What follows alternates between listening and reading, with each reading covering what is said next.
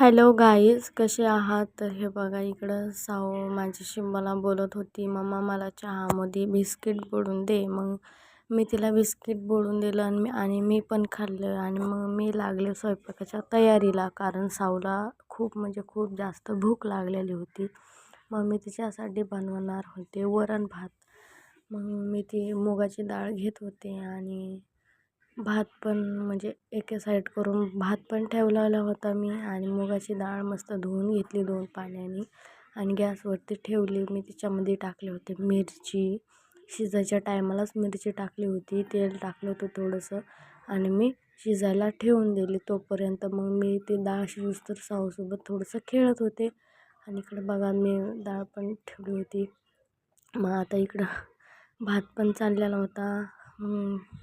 भात भात बनवायला लगेच साऊ माझ्याकडे आली प्लेट घेऊन, मम्मा मला दे. मग इकडे बघा, डाळ पण झाली होती आणि भात पण झालेला होता. मग मी तिच्यासाठी थोडंसं वरण भात घेतला आणि लोणचं घेतला. मी पण खाल्ला आणि तिला पण खाऊ घातला. मग तिचे पप्पा येऊ तोपर्यंत मग आम्ही थोडंसं बाहेर गेलो तो तरी पण पाऊसच चालू होता. मग मी तिला ठेवलं होतं घरामध्ये मी तिला ठेवलं आणि मग मी थोडंसं बाहेर गेले. आणि बाहेर म्हणजे समोरच बाहेर गेले होते. आणि मग इकडे बघा, किती छान व्ह्यू झालेला होता. खूप मस्त वातावरण होतं, पण दिवसभर पाऊसच चालू होता. आणि इकडे बघा, आभाळ पण कसं आलेलं होतं.